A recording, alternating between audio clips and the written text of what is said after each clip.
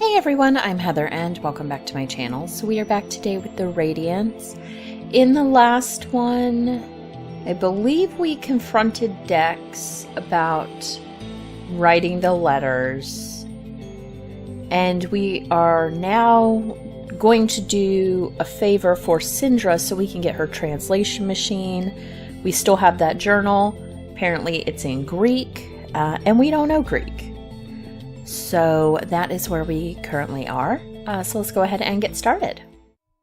Time for today's elective class. Today's lesson focuses on different tools and techniques used in geomancy, such as the use of sand, earth, or paper to create geomantic charts.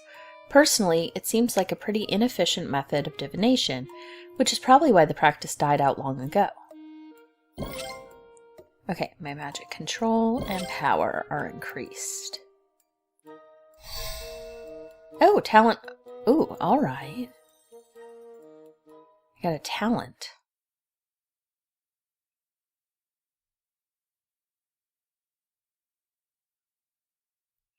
It's time for this week's club meeting. I return to the cold room with renewed vigor. I may not know the connection between Alistair and Reese, but I'm determined to figure out what happened to Alistair and why. In preparation for visiting Alistair today, I did a little digging to find information on Reese. His full name is Reese Whitlock, and he's a muse, which somewhat explains everyone's fascination with him. He is in his third year at Starminster Academy, and he is, by all accounts, definitely not dead. As soon as I enter the room, the temperature drops several degrees. Hello, Alistair.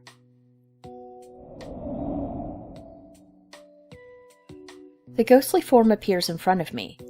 I think I'm getting used to this strange phenomenon. You were gone a long time. Was I? Perhaps it just feels like a long time when I'm stuck here all alone. Sorry, I imagine it must get pretty boring in here. It does. I'm pretty sure I have read every book in this room.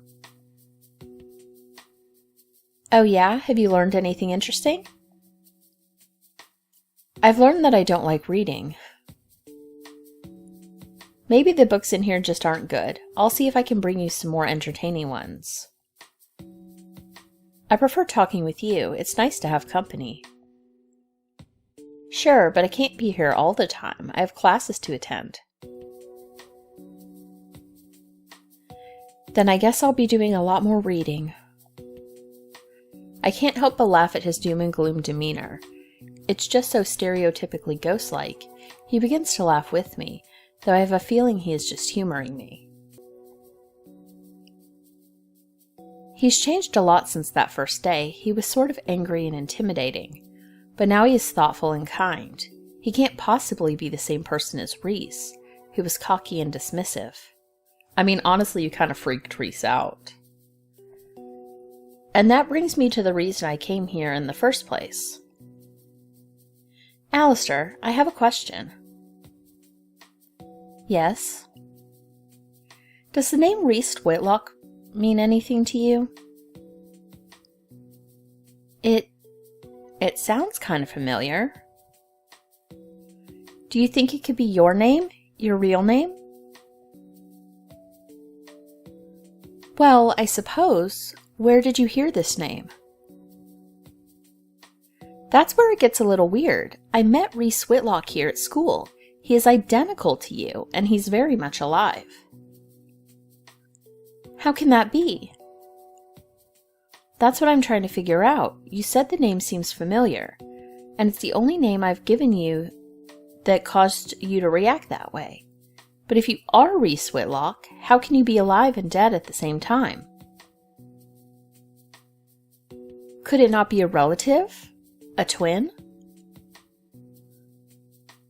That's what I originally thought, but Reese claims to have no siblings, and I couldn't find any record of relatives around the same age.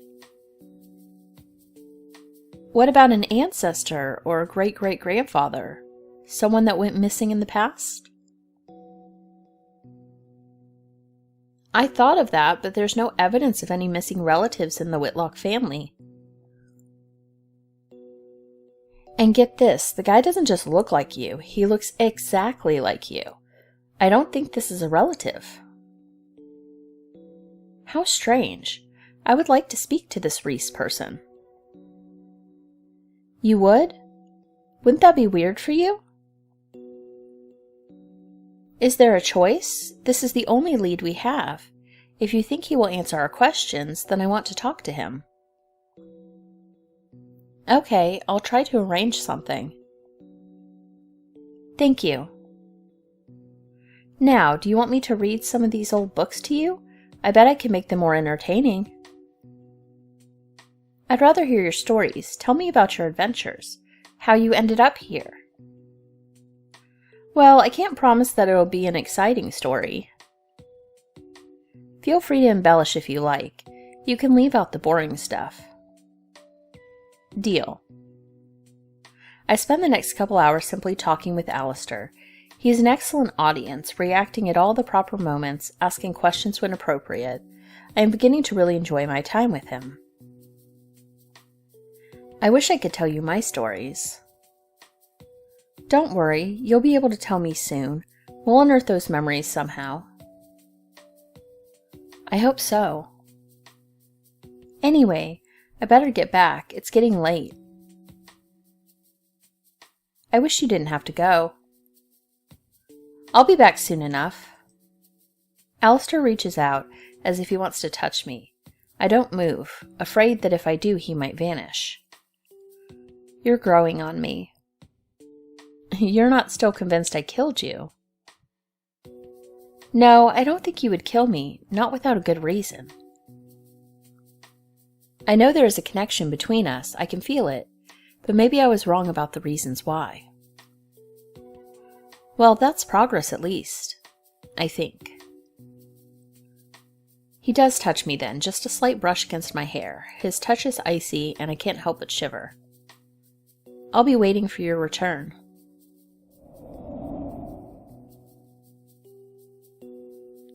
Then he vanishes, the cold leaving with him. I head back to my dorm, thinking about that encounter. Alistair has grown on me too, and I realize I'm actually looking forward to seeing him again.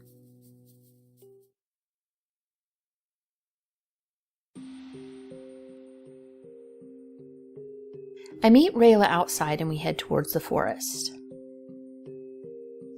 I still can't believe you managed to convince me to go traipsing around in a wet cave. I know it's not an ideal evening activity, but with your super plant sense, we can get this done much faster. Did you ever find out if there's anything dangerous in this cave? Not really. I couldn't exactly ask the professors. Awesome, then I'll prepare myself mentally for all manner of cave monsters to jump out of dark crevices. You are not helping my nerves. It's only fair we share the same healthy level of fear, right? The cave turns out to be about a 2-hour walk from the summer quad. I haven't spent much time outside the academy walls, but the landscape is incredibly varied.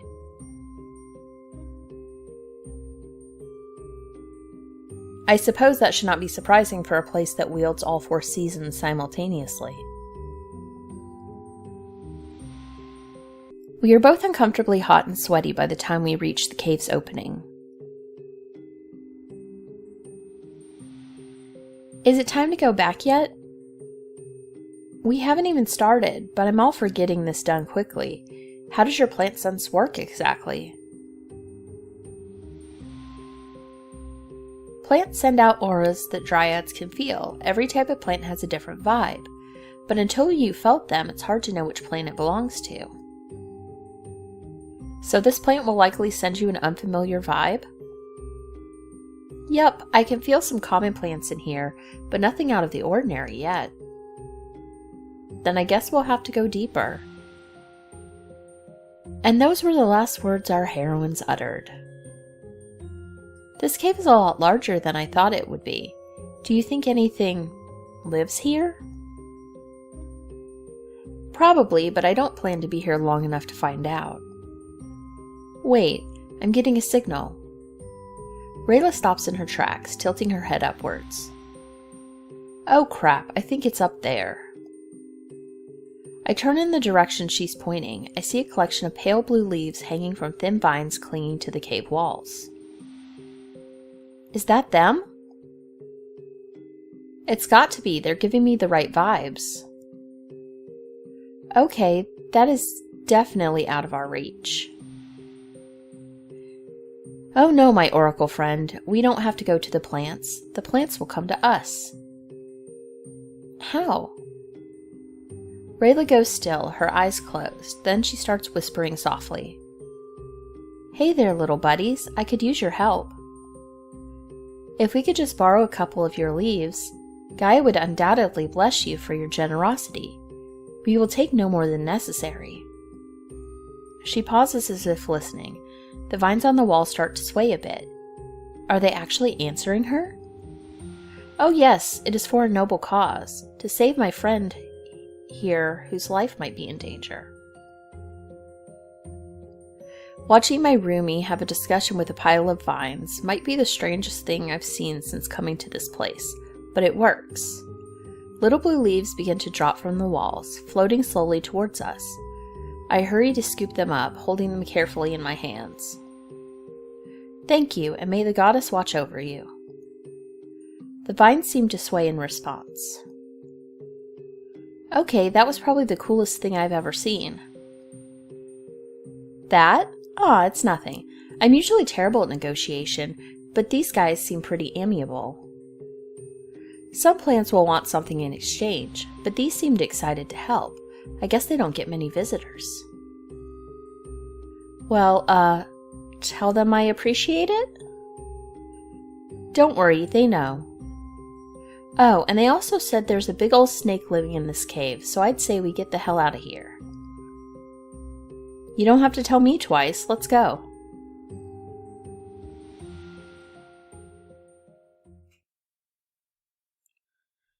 That night, my sleep is anything but peaceful. I've had nightmares before, but this one is another level of eerie. I'm in my old high school classroom, surrounded by the familiar faces of my former classmates. Except these familiar faces look wrong, almost alien. And they're all looking right at me, staring at me with soulless eyes. I get up from my chair, wanting to escape the sinister gaze of the students around me. I've just got to get out of this room. As soon as I stand up, every single student stands up as well, faces still on me. I walk towards the door of the classroom slowly, as if they might not notice me if I don't make sudden movements.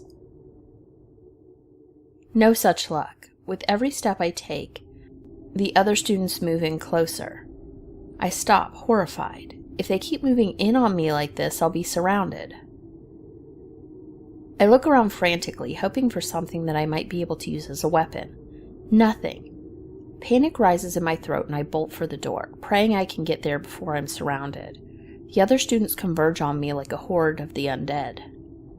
I don't even make it halfway to the door before they are on me, pawing at me.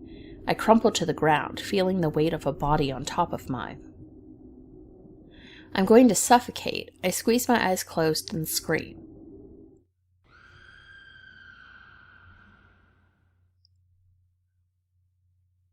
That's an impressive set of pipes for such a small person.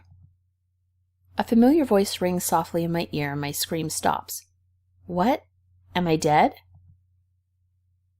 Reluctantly, I open my eyes and gasp. The zombie students are gone, so is the classroom. Instead, I'm staring into the eyes of Gray, who's on top of me, arms on either side of my face, looking down at me with a smirk.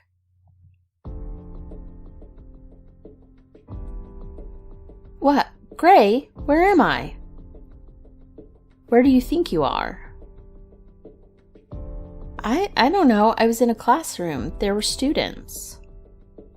Dreaming of school? How boring. I suggest dreaming of something more exciting.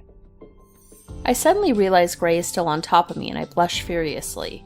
Dream or no, he's a little too much inside my personal space. Do you think you could get off me?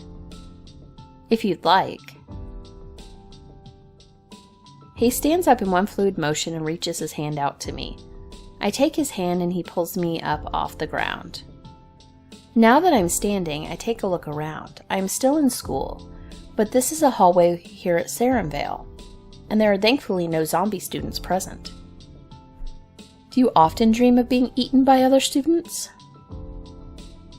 No, but I also don't usually dream of having conversations about my dreams while in a dream either.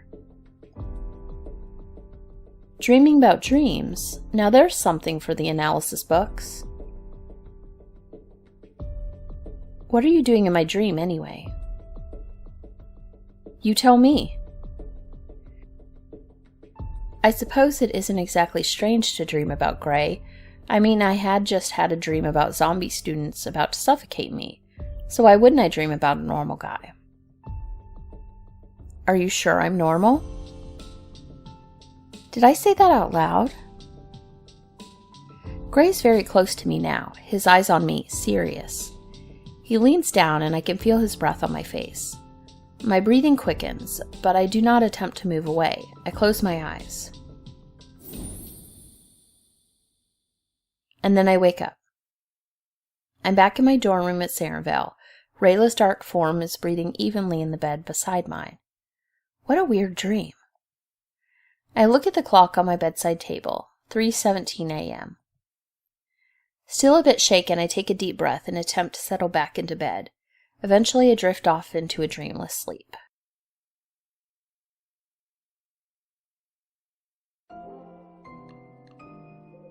Time for today's elective class.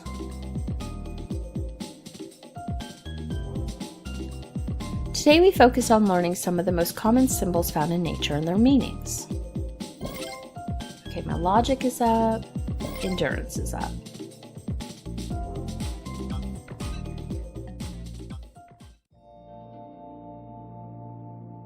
Despite my anger towards Arian for his unfair punishment in Azurite class last week, I'm still looking forward to our tutoring session.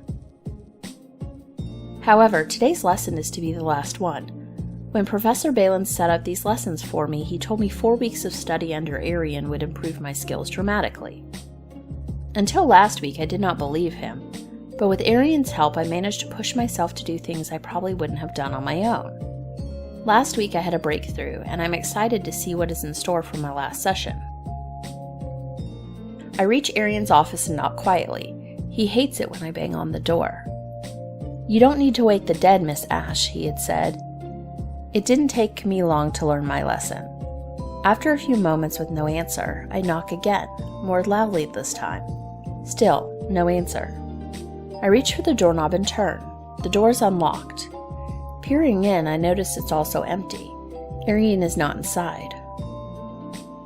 It's got to be past time to begin, hasn't it? Arian is never late, and as indicated by our run-in in class last week, he takes punctuality very seriously. I wait about 10 more minutes before I decide something must be wrong. If Arian had wanted to cancel our lesson today, he definitely would have sent me a message. I guess I'll have to visit him in the dormitory. He does live in the dormitory, doesn't he? It's just now that I realize I have no idea where he lives when he's not in his office. I stop a random guy in the hallway and ask if he knows where Arian's dorm room is. Turns out he doesn't stay in the dorm hall with the rest of the students. His room is in this very building. At least I don't have to walk far. When I reach the door, I knock softly. No answer. Well, this seems familiar. I knock a little louder and I hear a voice come from inside the room, but I can't decipher the words. Hesitantly, I open the door, praying I'm not about to walk in on something I definitely don't want to see. I peer into the room, which is mostly dark save for the dim light coming from the desk. Hello? Arian? I hear mumbling sound coming from the bed in the corner of the room. I move closer to what I hope is the sleeping form of Arian. The lump under the cover stirs, and Arian's face appears, looking drawn and sickly. Arian, are you okay? You weren't in your office, so I came to find you.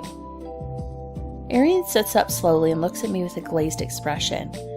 Then, as if a light has been switched on, he practically jumps out of bed, forcing me to back up towards the door again. Miss Ash, you're in my room. Good deduction there. I knew there was a reason everyone says you're so smart. Why are you in my room? You missed our lesson. I wanted to make sure you weren't dead or something. By the looks of it, you aren't far off. I'm fine. No need to concern yourself. No, you aren't. You look terrible. You're obviously sick. Lay back down. For a moment, he looks as if he's about to continue arguing with me, but then he slowly sinks back down onto the bed. He actually listened to me. How about that? A true testament to just how sick he is. I glance around and notice this room is quite unlike any dorm room I have seen in the school so far. Aside from being a single bed, there's also a tiny kitchenette with a sink, stove, and mini fridge. The counter is stacked with mugs and various bags of exotic-looking coffee. I guess being the headmaster's assistant has its perks. Why don't I make you a drink? Hot beverages can help when you're feeling bad. He doesn't protest, so I take that as a green light. I pick up one of the bags of coffee, but I don't see a coffee maker anywhere. Instead, there's a strange glass and metal contraption that looks like it once had coffee in it. What am I supposed to do with this? Arian speaks up from behind me. That is a French press. It comes from your world, actually. Do you know how to use it? I didn't. Of course, just lay back down. I'm sure I can figure this thing out. I examine the French press for a moment, but it doesn't take me long to figure out how it works. I open one of the bags of coffee and inhale. It smells like flowers and chocolate, an interesting combination. Logic. When the coffee is poured, I look back at Arian, who is lying back on the bed, arms covering his face. How do you like your coffee? 3 sugars. 3 sugars? Why did I assume he'd be the type to drink only the blackest, most bitter coffee out there? I drop 3 sugar cubes into the black coffee and put a little bit of cream into my own. He sits up as I approach the bed with 2 steaming mugs. Unsure where I'm supposed to sit, I stand awkwardly for a moment before he nods his head toward the space next to him. Don't just stand there like that. Sit down. I sit and take a small sip of coffee. I'm instantly blown away by its flavor. Much like the smell, it's unlike any coffee I've ever tasted. What is this stuff? It's just coffee, Miss Ash. But it tastes, I don't know, different. The coffee made here in Pearland is probably different from what you were used to. We have different plants, different soils. Well, whatever it is, I like it. You are welcome to share it any time. I sip my coffee again, somewhat surprised at Arian's response. Is that an open invitation to visit him in his room? Are you feeling a bit better? Yes, thank you. It's not often that I am incapacitated by something so trivial. Trivial? When I came in, you looked like death. In fact, you still kind of do. He does not respond, but I sense a bit of resignation on his face. I really should go and let you sleep, huh? I stand up, moving towards the kitchenette to clean up my mug. Wait. What? Please stay, if you'd like. Okay, sure. Now that I'm standing, I take another look around the room. His room is very much like his office. Neat and stuffed with old books and strange items I've never seen before. I scan the bookshelves and notice a collection of intricately carved wooden figures. I pick up one that looks like an old pirate ship, complete with sails and a hull shaped like a mermaid. These are amazing. The details are insane. Where'd you get them? I made them. You made them? You are extremely talented. It's a foolish hobby, one I've been meaning to give up. Are you kidding? You could probably sell these and make a killing. I know humans would love this kind of stuff anyway. I have much more important things to do than carve silly wooden figures. Says who? You forget, Miss Ash, I'm an oculi. We have greater destinies than to become simple craftsmen. Well, now you're just being pretentious. Who says craftsmen can't be great and successful? The entire history of the oculi says this, Miss Ash. Well, I'm not buying it. You say you have this great destiny that is set in stone, but that doesn't mean you have to let it rule you. It does not rule me.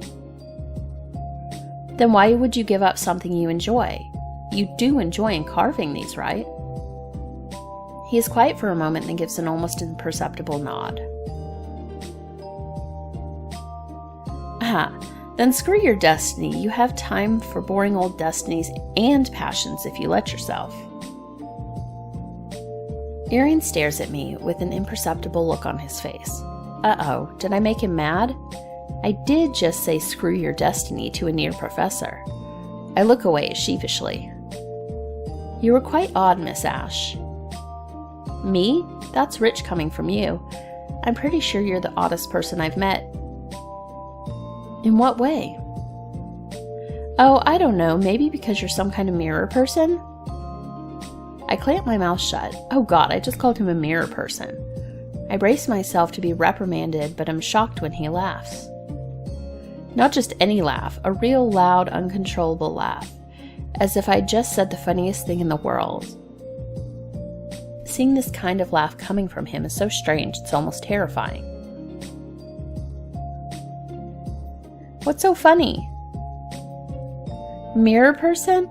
I don't think I've ever heard anyone call me that in my entire life, as long as I've lived. And I've lived a long time. Well, I'm sorry.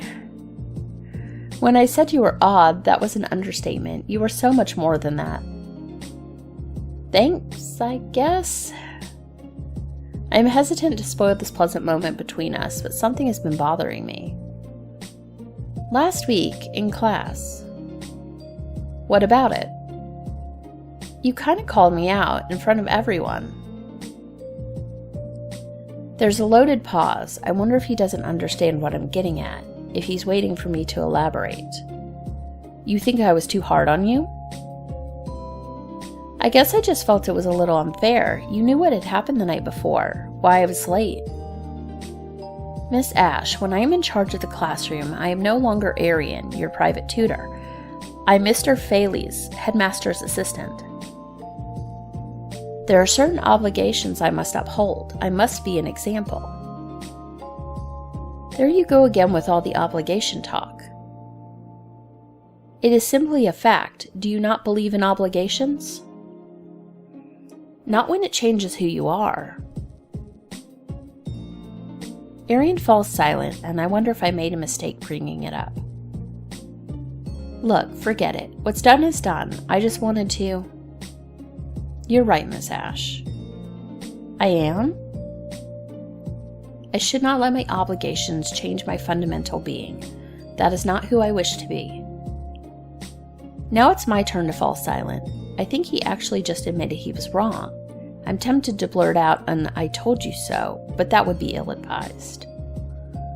So I just stare into my coffee cup, trying to hide the smile forming on my lips. I am feeling much better now. I thank you for your visit today. You're welcome. I'm afraid I do not know when this illness will cease, so I'm sorry we could not have our final lesson. That's okay, you need time to rest. Don't you dare try to get out of bed before then. You are very bossy, Miss Ash. I learn from the best. He gives me an exasperated look, but his eyes are smiling. Well, you're correct about one thing. I am the best. Us mirror people have to be. Oh my god, did you just make a joke? Super serious Arian made a joke? I'm telling the Sarenvelv Scryer. Don't you dare, Miss Ash. I have a reputation to protect. And he does it again, ladies and gentlemen. I never knew you had it in you. Now I think it's time for you to leave. Oh, come on. We're just starting to have fun. I laugh, but I do probably need to go. Despite our banter, I can tell he's looking tired again. Fine, fine, I'll let you sleep. You are going to sleep, aren't you? You don't plan to get up and, I don't know, work on some important papers or something as soon as I'm gone? No, I plan to sleep. Good. I'll see you around, Arian. Good night, Miss Ash.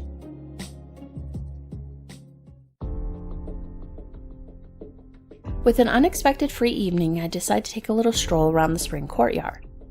I don't spend as much time here as in the autumn courtyard, mostly because it's farther away from my dorm, but it's particularly peaceful in here in the evening. Who's there? I peek around the bush near the source of the sound and nearly jump out of my skin when an animal leaps out from the shrubbery and onto the path in front of me. Oh, it's Kai. Ah! It's a fox, but it looks different from any fox I've ever seen. It stares at me with wide, knowing eyes. Kai? Is that you? The fox does not respond, instead turns and trots down the path leading out of the courtyard. When I don't follow, it stops and looks back at me. Oh, you want me to follow? In response, the fox continues its trot down the path. Okay, I'm coming. I follow the fox as it leads me towards the forest surrounding the school. I've been to various parts of this forest, but I'm not keen on going very deep into its ominous depths. Luckily, we stop when we reach a small clearing not too far from the forest entrance. The fox stops, sits, and blinks at me expectantly. Why did you bring me here? The fox makes a sort of chittering sound and darts into the trees. Wait, don't leave me here. I look around uselessly, trying to determine the direction the fox disappeared. It's no use, it was too fast. Ugh, how am I going to find my way out of here? Don't freak out, Oracle, it's just me. Kai, what the hell? Where did you come from? Was that fox you? Whoa, whoa, easy, one thing at a time. Yes, the fox was me. Is me. I had to be discreet as I'm not supposed to be leaving campus right now. So why are you leaving campus? I feel all cooped up if I stay indoors too long. It's not right keeping a kitsune inside for days at a time. And this just happens to be my favorite spot in the forest. Is that why you brought me here? Well, I was on my way here, and I saw you and thought to myself, Self, you know who might enjoy this peaceful spot as much as you do? Your friend Heather. So I decided to take you along. A smile creeps across my face. I can't help it. It's hard to stay mad at Kai when he's so full of innocent joy. So you come here a lot? You bet. I discovered this place on my second week here. It's just far enough off the beaten path that no one ever comes here, but not far enough to get me in trouble. Speaking of trouble... Oh no, here it comes. I'm not going to scold you, I just want to know what happened. I guess there's no harm in telling you. With the way gossip spreads in this place, you're likely to find out soon anyway. Okay, so spit it out. Why did you get suspended? I, may have been caught breaking into the headmaster's personal storeroom. What? Listen, I know it sounds bad, but I really just wanted some information. What sort of information is so important that you need to break into the storeroom? It's kind of a long story. I've got time. Have you heard anything about the beast sightings in these woods? What? No, what kind of beasts? Well, beasts are not uncommon in any forest. But I'm interested in a particular beast that's been spotted in the area. A dire bear. It's kind of like a normal bear, but much, much larger. Why are you so interested in a giant bear? Who wouldn't be interested in a giant bear? But this bear is special. He's one of a kind. Okay, but why did you need files to find this special bear? Everything that goes on in this place gets recorded. I've heard rumors the bear was spotted in this forest, but I wanted details, dates, locations, that sort of thing. And you couldn't just ask? You think they want students wandering around the forest looking for dangerous beasts? I suppose you're right. So did you at least manage to get the info you needed? Not all of it, but I was able to confirm that the bear was sighted here recently. So chances are he's still here. What do you plan to do when you find it? You're not planning on hunting it. Of course not. Honestly, I'm not sure what I'm going to do when I find him. I just needed to see him. Kai falls silent, and I think I catch a glimpse of something odd in his expression. But he doesn't say anything. Maybe it was just the light. We sit quietly for several moments, simply enjoying the peaceful sounds of nature. This place is really nice. I'm glad I found it. But hey, it's a secret, all right. Last thing I need is some meatheads invading my special place. Your secret is safe with me. By the way, yeah? Your fox form. Was it strange seeing it for the first time? No, somehow I knew it was you. Yeah, that's my brilliant aura shining through. But there's something I was wondering. What's that? Where do your clothes go? My clothes? I mean, when you changed back, you were wearing your clothes. Where did they come from? I don't know. That's just the way it works. I never really thought of it before. It doesn't make sense. Why, Heather, would you have preferred my clothes didn't transfer with me? What? That's not what I said. I admit it would make my transformation much more interesting. Shut up, I didn't mean it that way. It's totally okay. You're welcome to your impure thoughts. I won't judge you. Ugh, I'm leaving. No, don't go. I'm just teasing you. Sort of. You're on thin ice, Kitsune. Kai collapses into giggles, and I can't help but join in. Well, we better head back. It's almost curfew, and I'm not even supposed to be out of my room. How do you expect to sneak back in? When Kai doesn't respond, I look back and see him, fox form on full display. Oh, right. Well, let's go then.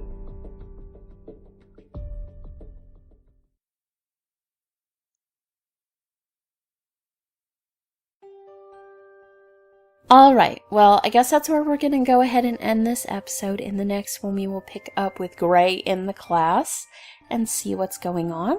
But yeah, that's going to be everything for this time, and I will see you guys next time. Bye!